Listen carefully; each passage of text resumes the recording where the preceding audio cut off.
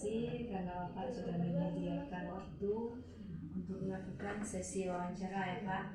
Dalam tugas saya sebagai CGP Angkatan 7 Kota Sungai Penuh pada modul 3.1 yaitu materi pengambilan keputusan berbasis nilai-nilai kebajikan sebagai pemimpin, yang mana hasil wawancara kita nanti akan dianalisis dengan 4 paradigma, 3 prinsip, dan 9 langkah pengujian. Gini Pak,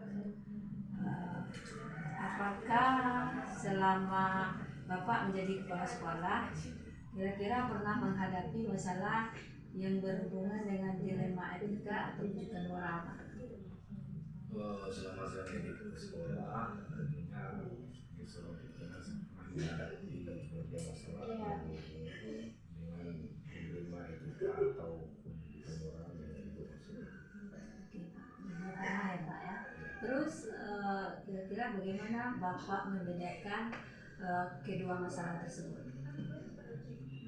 Biasanya saya lihat dulu kasusnya. Kalau masalah tersebut berhubungan dengan ranah hukum, berarti kasus tersebut bagian dari rujukan moral. Apabila tidak ada hubungannya dengan ranah hukum, berarti masalah tersebut berhubungan dengan dilema etika. Oke Pak, jadi kalau dia ada masalah ranah hukum berarti rujukan moral ya Pak ya. Kalau tidak ada hubungannya dengan ranah hukum berarti dilema etika. Terus menurut Bapak masalah seperti apa yang membuat dilema bagi Bapak untuk menyelesaikannya, dan kenapa seperti itu? Dilema dan keputusan itu terdiri dari dua, yaitu dilema etika dan rujukan moral. Dilema etika adalah situasi di mana kita mengalami keadaan benar lawan benar, sedangkan rujukan moral antara benar lawan yang salah. Dan yang membuat dilema ketika membentuk keputusan adalah ketika saya berhadapan dengan kasus yang berhubungan dengan dilema etika, yang mana benar berhadapan dengan yang benar. Jadi Bapak menghadapi dilema etika ketika permasalahan tersebut yang benar berhadapan dengan yang benar. Tapi kalau misalnya hukum benar dan salah itu beda ya Pak? Jelas. Yang benar. Terus Pak, selama ini bagaimana Bapak dapat mengidentifikasi kasus-kasus yang merupakan dilema etika atau rujukan moral itu sendiri? Selama ini hal yang saya lakukan lebih dahulu itu melakukan pengamatan terhadap kasus, kemudian baru kita mencari kebenarannya.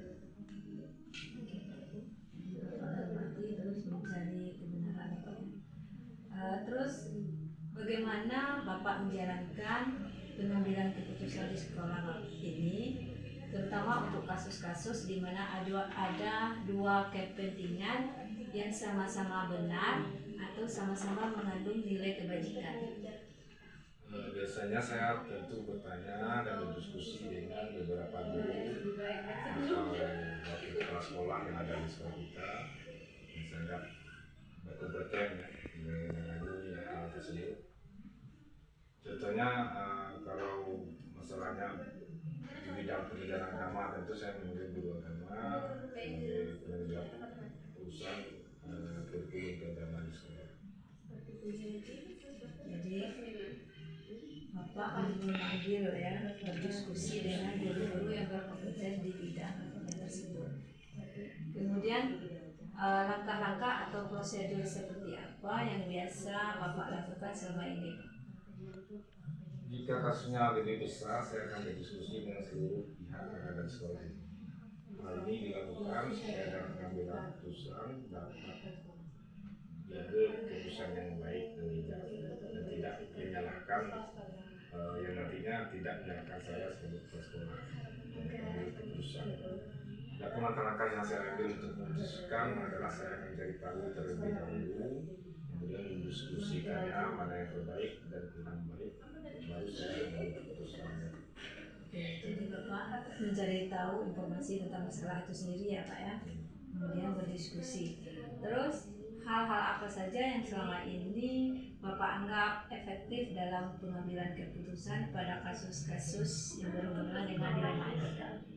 Menurut saya hal-hal yang tidak efektif untuk memutuskan sebuah keputusan adalah dengan berdiskusi tadi, ya, berdiskusi dengan guru-guru, dengan wakil kelas sekolah, dan berhati-hati dalam mengambil keputusan tadi. Kemudian hal-hal apa saja yang selama ini merupakan tantangan ketika Bapak mengambil keputusan, terutama dalam kasus yang berhubungan dengan dilema etika itu sendiri? Adapun hal yang jadi tantangan bagi saya adalah ketika saya harus memutuskan keputusan yang berkaitan dengan perasaan seseorang. Kalau diputus seperti ini nanti tersinggung ya Pak ya? Tersinggung, ya. Kemudian Pak, apakah Bapak memiliki sebuah tata cara atau jadwal tertentu dalam penyelesaian kasus dilema etika atau langsung menyelesaikannya di tempat? Dalam menyelesaikan masalah, saya tidak membuat jadwal tertentu untuk menyelesaikan masalah tersebut. Namun ketika ada masalah, dengan segera akan saya selesaikan supaya masalah tersebut tidak berlarut-larut. Jadi langsung ya Pak ya, Langsung. supaya tidak timbul masalah baru lagi. Masalah baru.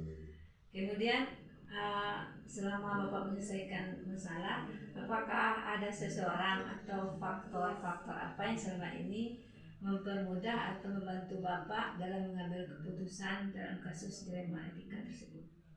Ada beberapa guru senior yang memiliki pengalaman dalam menangani masalah-masalah yang terjadi di sekolah. Jadi guru senior ya Pak ya, atau dari orang-orang yang berpengalaman. Kemudian yang terakhir Pak, dari semua hal yang telah Bapak sampaikan, pembelajaran apa yang dapat Bapak petik dari pengalaman Bapak dalam mengambil keputusan yang berhubungan dengan dilema etika? Dari pengalaman saya dalam mengambil keputusan sebagai seorang pimpinan di sekolah ini, sebaiknya dengan menggunakan pengetahuan yang berhubungan dengan 4 paradigma, 3 prinsip, dan 9 langkah pengujian, sehingga hasil yang didapatkan tidak merugikan semua pihak. Jadi atas keputusan tersebut semuanya senang ya Pak ya? Baik Pak, sekali lagi terima kasih karena Bapak sudah membantu saya menyelesaikan tugas saya pada sesi wawancara untuk tugas CGP tersebut. Maaf sudah mengganggu Pak. Terima kasih ya Pak ya.